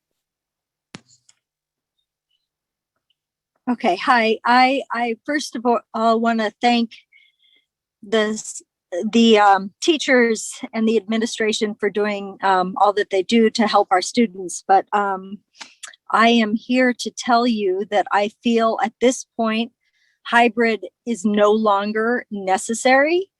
I think that at this point, 4 days a week is the appropriate thing for the kids. There's no reason not to do 4 days a week. We have been told by the CDC that kids can be 3 feet apart. We know the detrimental effects on kids who are not attending school full time. The suicide rate doesn't even talk about the rate of kids who have thought of suicide, the attempted suicide. The lack of socialization is another detriment. And also, I hear through the grapevine that many kids are thinking staying at home would be a good idea because they can cheat on tests. The kids need to be back in school. They need to be learning from their teachers. And those kids that don't want to go to school, if they suffer the consequences, I am sorry for that, but I don't think we should pander to those kids who don't want to attend school. There's no excuse. In fact, I can't think of a single reason why children wouldn't be in school 4 days, at least 4 days a week. So I really do hope that the teachers and the board consider all the positive reasons for getting everyone back in school. Thank you so much. Mr. Heflinger. Thank you. Thank you for your time. My message is simple tonight. Fully open our schools now before it's too late. Inaction at this critical juncture is tantamount to throwing in the towel on this entire school year. I know you're tired. I know this is hard. And yet the education and well-being of our children must be the single focal point of our objectives. The suffering must end. All the facts, all the science supports opening. The presentation you provided actually lays out the facts perfectly and concludes with yet another inability to act. Instead, we want to careful consideration to watch how this plays out. What you are really saying is you are unprepared yet again to fulfill your legal obligations to provide in-person instruction to the fullest extent possible. Don't let our seniors graduate with more than a year of stunted educational development. Don't let our juniors, sophomores, and freshmen go 18 months without a normal educational environment. Don't let more students suffer from debilitating mental issues. Franklin Delano Roosevelt famously said, "Let me assert my firm belief that the only thing we have to fear is fear itself." The second part of this famous quote is appropriate for today. Let me assert my firm belief that the only thing we have to fear is fear itself. Nameless, unreasoning, unjustified terror, which paralyzes needed efforts to convert retreat into an advance. While earlier in COVID, our fears may have been more justified, fact-based today renders these fears nameless, unreasoned, unjustified. Don't be paralyzed. Our children need you now more than ever. You have a narrow window to do the right thing. Do not miss this opportunity. It is your duty. It is your responsibility. It is your job to do this now. This is your moment. It is time to rise. There's no time for further excuses or debate. Open our schools now or step aside and let someone else do your jobs in the way they are required to be done. Thank you. Thank you, Mr. Heflinger. Next to raise their hand, Tori Heffelfinger and then also Kathy Chalincombe. Mr. Appel.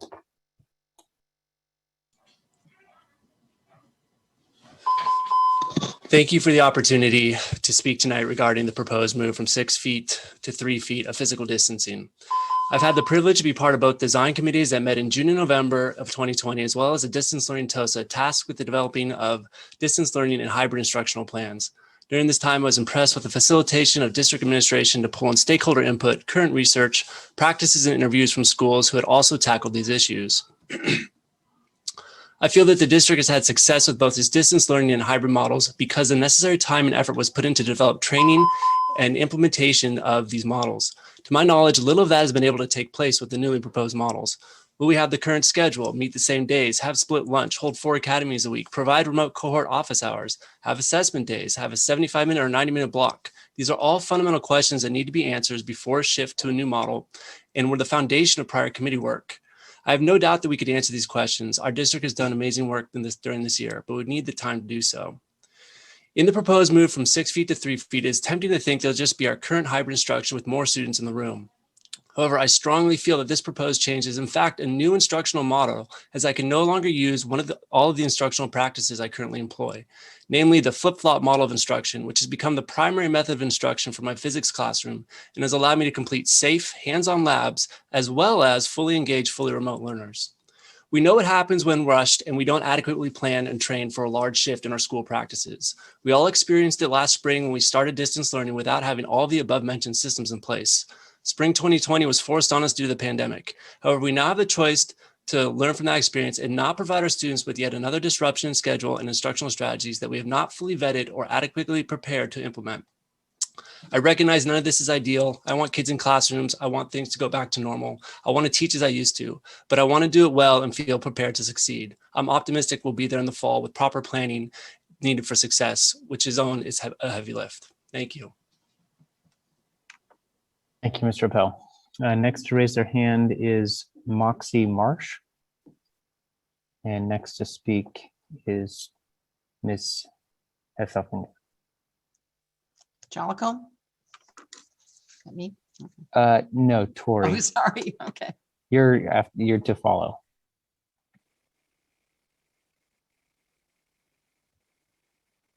Am I on? Yes. Great. Board members, you were elected by our community to advocate on behalf of our students for their public education in our district. Since school closures last March, the superintendents have repeatedly stated, and I quote, "We will follow the guidance and orders of our public health officials.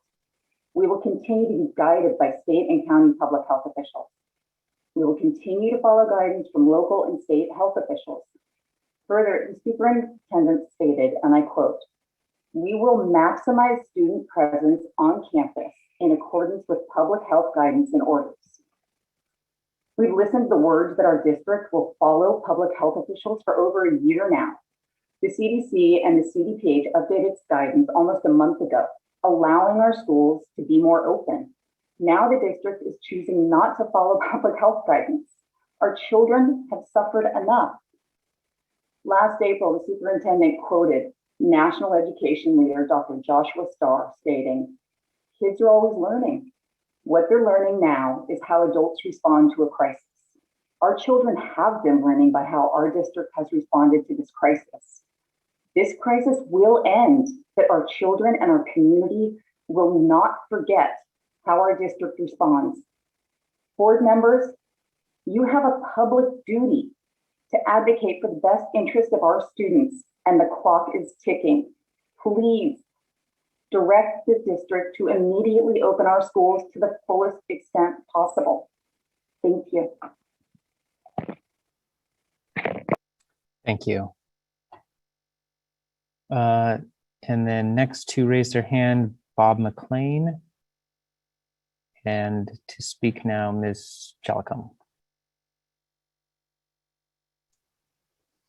Hi, I'm a teacher at Akalani's, and this year I'm teaching sophomore English, advanced French, and Drama 1. So you can see that I'm instructing and interacting with students of all class levels, and I cannot tell you how lovely it has been to have students in the classroom again. So thank you for the work you've done with administrators and union leaders to make sure we all feel supported in these difficult times.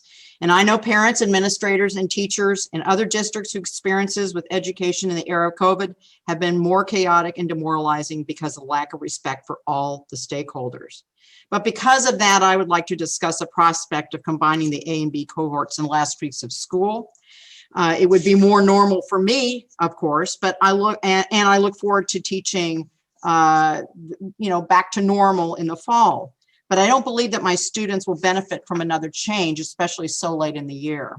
As it is, hybrid has been a big adjustment for many of my students. It's especially acute with my freshmen and sophomores who don't have a bank of Akalani's memories to return to. And I have students who continue to switch back into full remote after just a couple of weeks back on campus.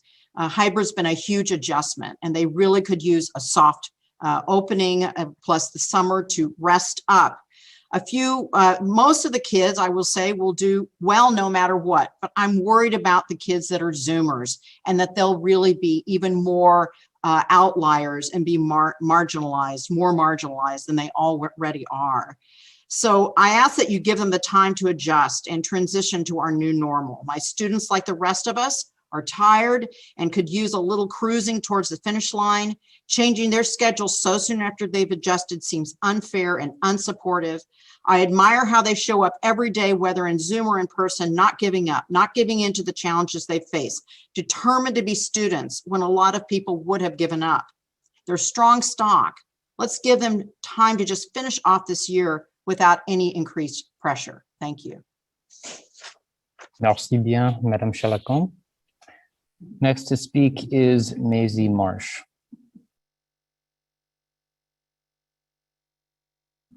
Hello, may I be heard? You may Okay. go ahead. I understand how it feels knowing there's finally a light at the end of the tunnel that this year of distance has been. But moving so quickly back into a 4-day in-person model with all A and B students leaves so much room for students who cannot go back to campus to feel even more isolated. As a student, I feel more qualified to talk about this than old white people.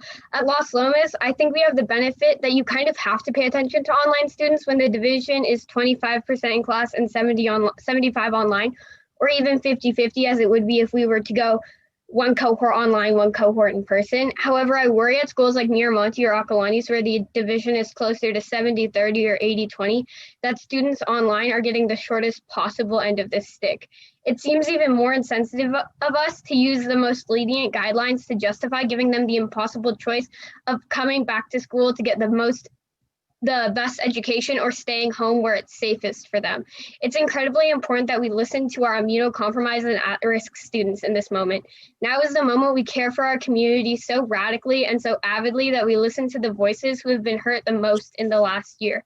And to rebut the point of ending student suffering from Warren, having COVID for almost a month was a lot more painful than going to school online. I yield my remaining time. Thank you, Ms. Marsh. And our final speaker, Mr. Bob McLean.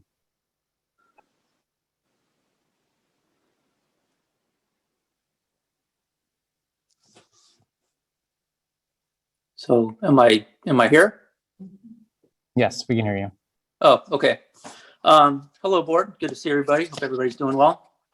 I'm in favor of combining cohorts A and B for 4 days a week. I sent in comments on that forum earlier this week, and hopefully you read it. And so I'm not going to specifically repeat anything from that. Also, there are a number of speakers tonight have talked about various legal and scientific reasons for combining or for having more in-person instruction. I'm going to second those comments. I talked to my daughter, and she's a junior at Camp Lindo, about which one she wants, which one she prefers. And she actually has, there's pluses and minuses for both. For example, something that she likes about the existing hybrid is that she gets to sleep in an extra 2 days a week, and that she doesn't really like the long lunches that you have right now, because when you're at school, she's like, it's an hour and a half, you can't get anything done, but at home I can spend an hour and a half doing homework and whatnot. But in the end, she fell down on the side of preferring more in-person instruction, primarily for the social and emotional aspects. That cannot be replaced by being distanced. In some of her classes right now, there's only 6 students.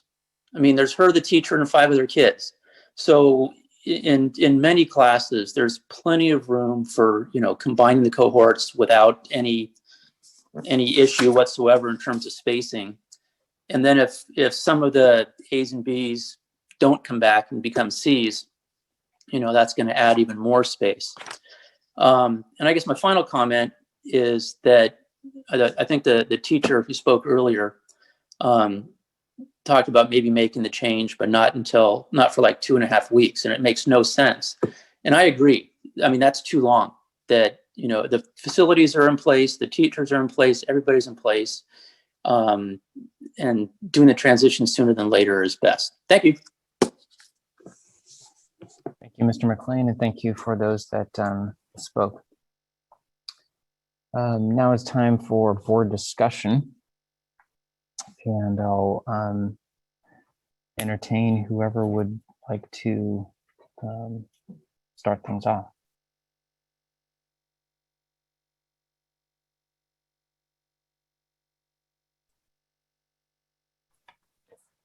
Well, I'll start things off here, and I'm going to, I have a lot to say, what I was going to say, but I'm going to cut this down a little bit so I can always come back later. So if I appear to be bouncing around a little bit, I guess kind of because I am. First of all, just to clarify, we are open, okay? All 4 of our high schools are open. Ms. Galimi, correct if I'm wrong, 61% are in person and 39% are remote, and we have a responsibility to all those students. There are 6 weeks left in this very unprecedented year. And I know that every employee will continue to work extremely hard to finish this year on a strong and positive note, regardless of what motto we end up with the final 6 weeks. I am excited with the prospect that our seniors may be able to experience and enjoy the traditional end of the year senior activities. On the issue at hand, I know for reading 38 pages of emails, plus the ones we got sent to us unsolicited in terms of not the form they're sent out Thursday. This is an easy decision for a lot of people, appears to be. This is not an easy decision for me. It's very difficult. One quick word about the hybrid model. Hopefully we'll never have to use this again after this year for at least 100 years.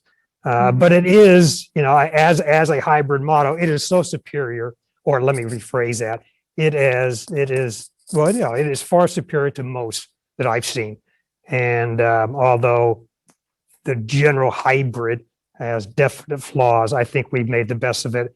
And that's because of a lot of hard work by a lot of people. That being said, I've always believed that students function best academically, socially, and emotionally, mentally, when they're on campus and in the classroom. And so when about 2.5, 3 weeks ago, we heard about CDC changing the guidelines, and the state shortly thereafter following up. The first thing came to my mind, I think a lot of people's mind, was, well, is it possible that we could, is it possible, is it feasible? That's the key word, is it feasible to combine our cohorts A and B and get the students back to school 4 days a week? And again, by feasible, I mean, can we do it quickly? Can we do it with a minimum disruption, with a minimum of new challenges? And so it wasn't just a, yeah, let's do it. We had to think through all the particular challenges. We have, as of right now, we have 6 weeks left. And final exams week, you know, that really isn't going to be affected by this. So that's 5 weeks, 10 days. I know some of you feel we should have had this meeting last week, maybe 2 weeks ago. So you want to add an extra week or two, that's perfectly fine. But we probably, you know, we have a maximum of 10 days, not counting finals week.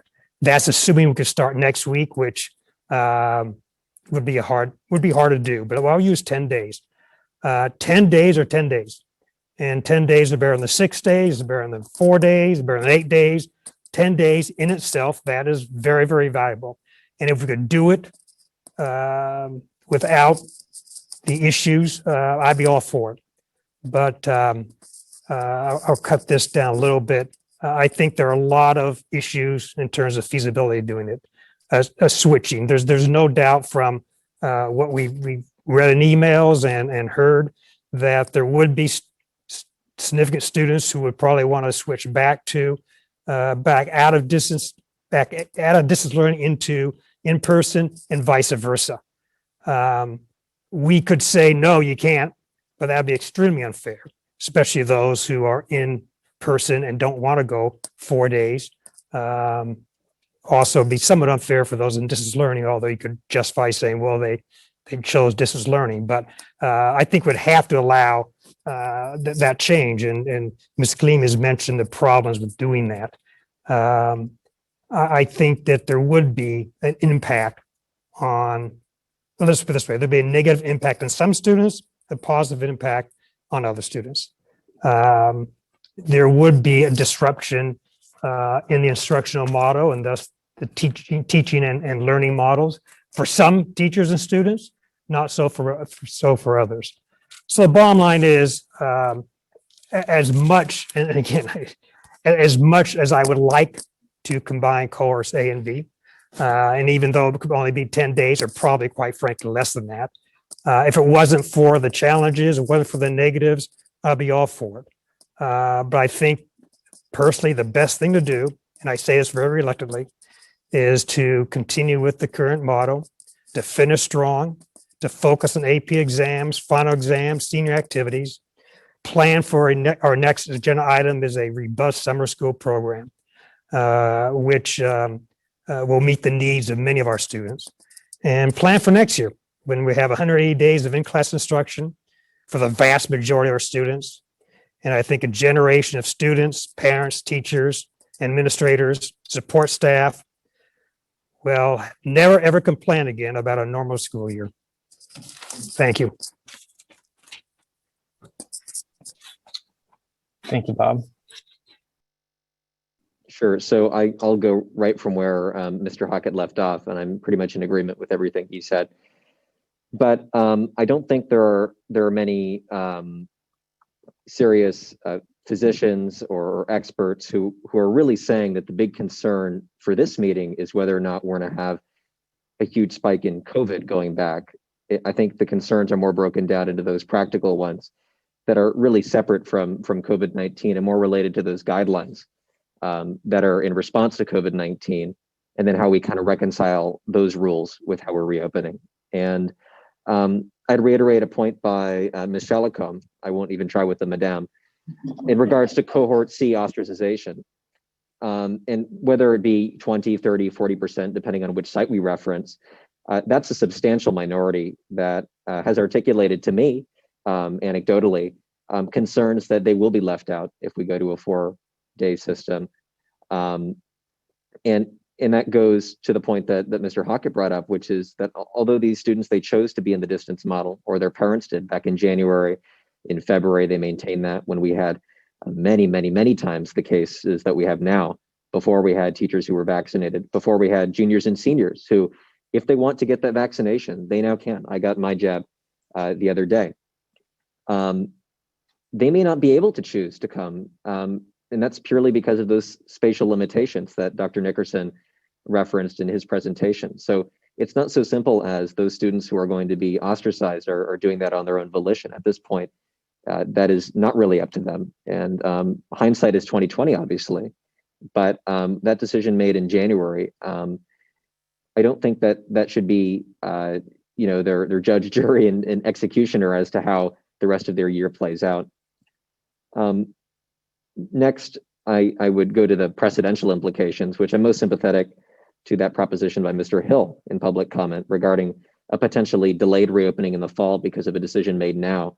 And I would just say that I hope that the board is explicit in placating those concerns. And the fact that our next item for discussion and action is about reopening next year, next fall, with a staff recommendation for 5 days in person, required no compromises. I think that makes the decision easier for me that we are going to affirm that decision for the fall while maintaining what has fundamentally been a compromise model. I mean, that's partially what hybrid means, right? And part of making it maximally accommodative are those limitations in trying to stretch it to one extreme where we have most students in 4 days while ostracizing that C cohort.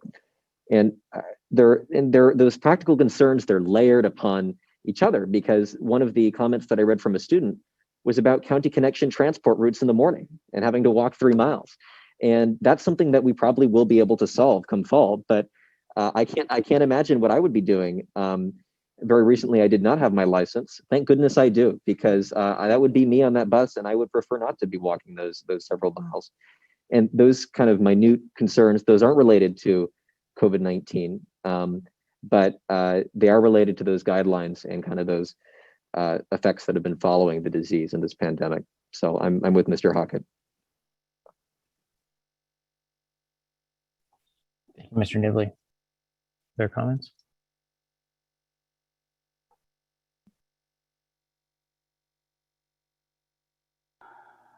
So I appreciate Mr. Nibley bringing up that comment about the that we received from the student having to walk, sort of being willing and able to walk to school 3 miles each way 2 days a week, but to do that 4 days a week presents a different kind of hardship. And I do want to recognize the engaged community. I want to, appreciate it's terrific to serve on this board with you, Mr. Hockett, because of your experience in education. And I appreciate that you bring that in talking to this, and just wanted to acknowledge, all of the perspectives that come here. And there are, and I really appreciate that the district staff spent the time to do the analysis, to bring a very thoughtful presentation to us. And it is notable that they are not making a staff recommendation. In addition and above to the comments that have been made tonight, I do want to acknowledge that we did make a site visit. Mr. Appel mentioned it, or Ms. Tewksbury mentioned it, I think, that we did recently do a site visit to Akalani's to be able to see the hybrid model. Mr. Nibley joined us for that. And I went back on my own to spend some time with Mr. Bell during lunchtime, because that's what was not when our site visit was scheduled for, to be able to see everything in action. And I just want to acknowledge that it felt like high school to be there in person and see people together. And to build on Mr. Hockett's comments about, like, our high schools are open and it looks different, and this year has been different, and it is not perfect. But I did just want to acknowledge that we saw some classrooms of a couple of our TOSAs that were teachers on special assignment recognized tonight, interacting, and saw an English teacher that had a student from cohort C in a group with in-person learners, and that they were interacting. And just the high quality nature of all this, I think, is terrific. And as a district, we have constantly been learning and trying to improve all that we are doing. And it has been exhausting. And I do want to acknowledge the toll of all the extra planning. One of the lessons I learned from what happened last spring, when we let a decision about grades get carried on way too long. Now, there were members of our community that were upset with the decision we made and wanted to relitigate that over and over.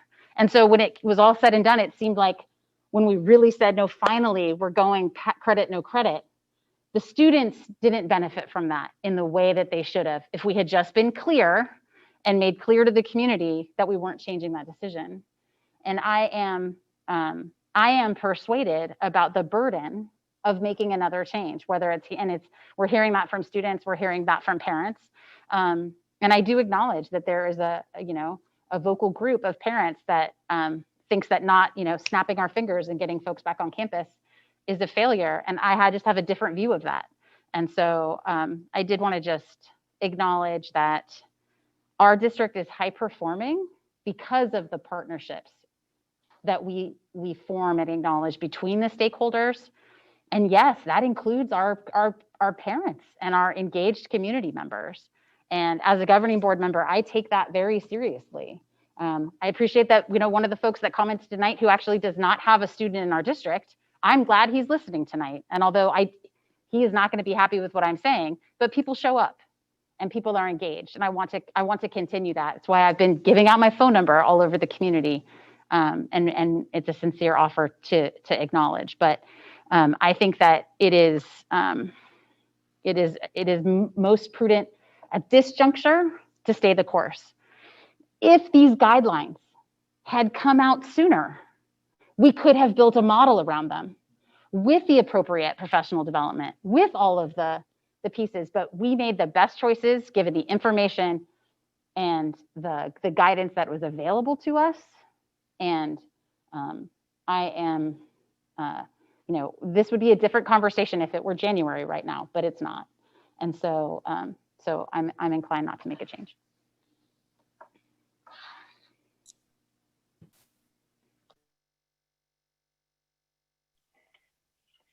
So thank you, Bob, for starting us off. And I shared so many of the feelings that you mentioned in terms of, I heard the guidance. I went, oh, and started along the path. I don't want to repeat everything that's been said. I think a lot of points have been made. One of the things, though, I do want to add is obviously our schools have been open. It's not just coming to school that is about school, it's the teaching that happens at school. So there's the education, the social emotional support, but fundamentally it's the teaching.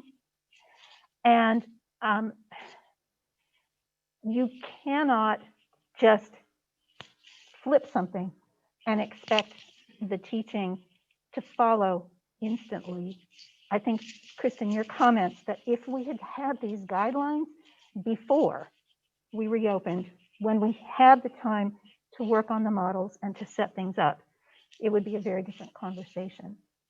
But we need to make sure that from here to the short time that we have left, that we try to make sure that the instruction that's going on is not disrupted. I think that was the comment that you used, Mr. Hockett. And I know from personal experience, I'm married to a teacher, not a K-12 teacher, but a teacher in this set of stuff. To change the model that you're teaching takes work, and it takes time. And you just have to recognize that happens, and it doesn't just take work and time for the teacher. It takes work and time for the student to adjust. And I just there's a limit, I think, to the number of times that you turn on a dime in the short time. I wish the CDC had come forth a week or 2 weeks earlier. They didn't. I think that our students are wonderfully capable of doing a lot of things. I do strongly feel that it's our responsibility to look at the picture for all of our students, not just our in-person students. And I don't even want to distinguish it that way, because I think that in fact, I've heard from in-person students who, when they were choosing in-person, weren't necessarily choosing everyone back. So I think, you need to take into account that there's lots of different perspectives, which we hear probably more than from the folks who are listening. We hear from more different perspectives on the sets of things. So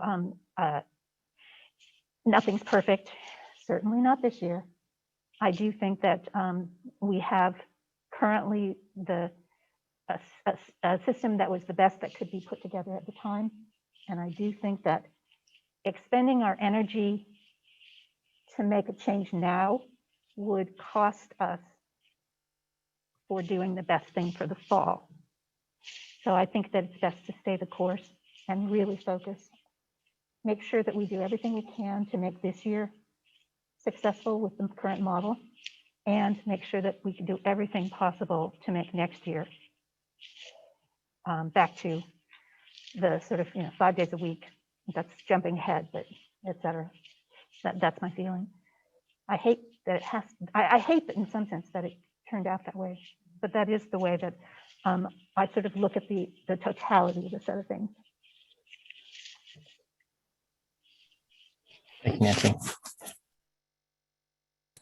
Thank you, everybody who shared, and thank you to all of our community members who put in so much thoughtful input to our meeting and over the past week. I wanted to agree with what everyone has said, and especially with what Nancy was just saying about how the shift isn't just going to be difficult for our teachers, but it's for our students as well. And the first couple of weeks, regardless of it being in hybrid or in person, when you are in a new model, there's the community building and the adjustments that takes time. And that is a really important thing that I think is often forgotten. And also thinking, again, logistically about when we would be going back in person, it's right around the AP testing and end of the year, and just it's extremely difficult. And Ms. Tewksbury made a comment about trauma-informed pedagogy or trauma-informed teaching, and that really struck a chord with me, and I thought was really, really powerful, because there's a lot of trauma in our community that is just being uncovered, and then still, like, a lot of people don't even realize that they've experienced different forms of trauma. And in order to really process that, I know it needs a lot of individualized attention, and it needs a lot of, you know, that like more one-on-one support. And by combining the cohorts, I think that that would be missing, as well as to everybody's point as well. I think that those who are remaining in distance are really going to be missing out from that. And I think that that is a travesty, honestly. And we have an obligation to educate every student and to keep every student at our forefront, even if it's a couple of students that are at home. Again, I know it's 31% or 39%. But again, even if it was a few students, it's our obligation to educate to our best ability every single student. And in my opinion, I think keeping the course is the best action. Had a lot of sleepless nights about this, realistically, and it's one of those things that it kind of like hurts my heart to say, but I do truly believe that keeping the course is the best action at this time. Thank you, Christopher. And I'm certainly hearing a consensus from the board to continue in hybrid, and the current hybrid model for the year. One thing I wanted to bring up and latch onto is from what Liberty High School had said about potentially having some targeted students coming back that are particularly at risk, being away from in-person instruction, and perhaps there's consensus on the board to explore some more targeted bringing those kids back and not disrupting the entire model. Looks like staff has had some discussion about what that would look like. And it's, I think, something that we could explore and perhaps get in place pretty quickly. One of the challenges with it is that some of the students or some of the teachers doing the flip-flop, it doesn't make a whole lot of sense for students to be in that class 2 days in a row. But the classes that are going forward, I forget the term for it, Ms. Glimmy, but where they're teaching a one lesson, two audiences. One lesson, two audiences, then some students would benefit. It is similar to a solution, say, for example, they're private schools, but De La Salle and Carondelet is essentially taking applications for, I think it's called their G4 group or something like that, where they will take on some additional students onto the campus. So I think that's something we could explore.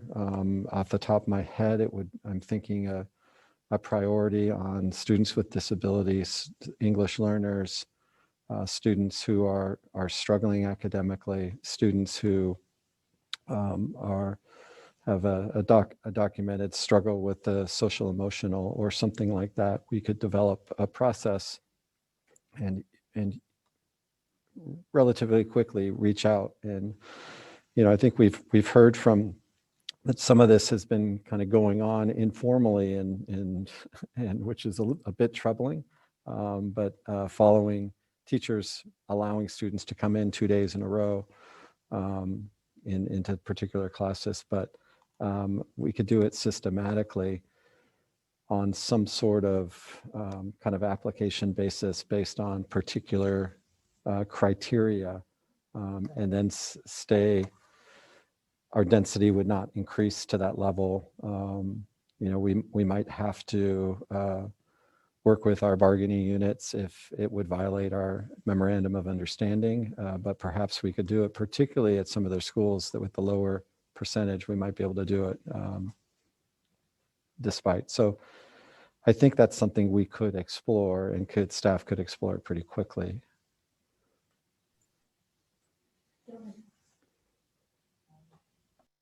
don't we currently, for like our moderate, severe, some of our very special classes, don't we have some of them coming more frequently already?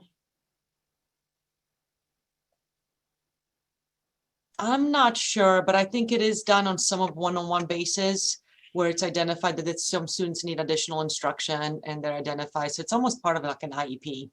That's what, yeah, that's what I was thinking. Yeah. Yeah.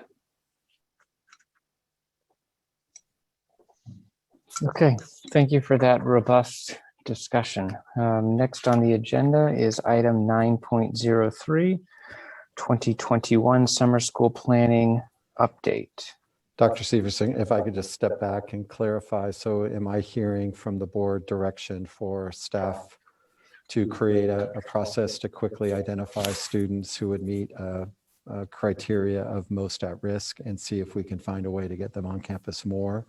Again, I didn't finish the explanation, but with the flip-flopping classes, we would also need a place for those students to go work in a supervised setting. So they might go to a math class period 1, and then period 2, they would say, go to the library or some other large area where we'd have to have supervision, where they'd work on asynchronous if it was a flip-flopped class. And then maybe they would go back to an English class and a world language. So we could do that. And I just wanted to clarify that there's consensus from the board that we go down that path. And by the way, I heard Liberty did not approve 4 days of hybrid tonight. They are staying with a select option like you described. It was not, as has been presented. Liberty has not gone to 4 days. Mr. Nibley?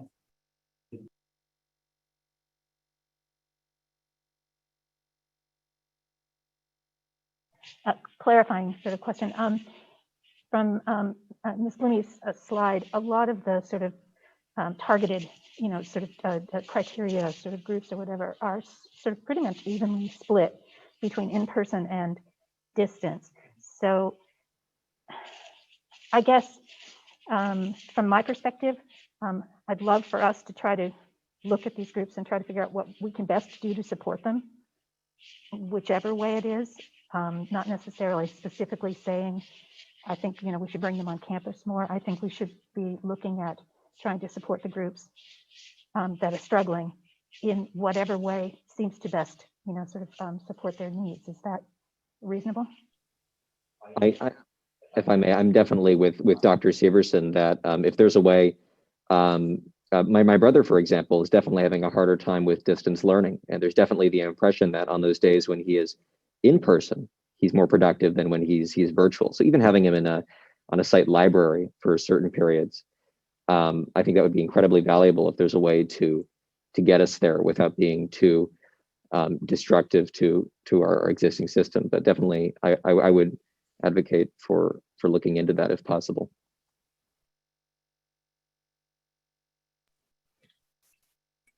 Other thoughts on, I was seeing nods, that's why I was moving on. I didn't think we were going to be taking action on it. So I think I'm hearing consensus. Staff will work on that pretty quickly and see if we can figure out some criteria to support and reach out to the distance learners as well. So. Yeah, I guess just to finish the thought, I think all of those groups that we talked about, there may be some that would benefit from the increased in-person time. And then, again, I don't think it would necessarily be large numbers, but I think there are a few, and parents would probably know best if their student is particularly struggling. And so if there was some kind of, again, application or some kind of, waiver sort of thing, meeting a, small numbers that wouldn't disrupt classes, et cetera, et cetera. I think that could be helpful.